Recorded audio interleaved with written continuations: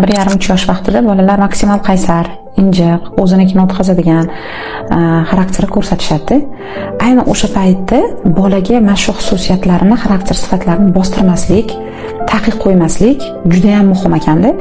Toki u shu hislarni ham erkin yashab o'tib olsa, katta bo'lganda bir murosasiz vaziyat kelsa, sirasi qaysar, yaramas, injiq bo'lmas ekan.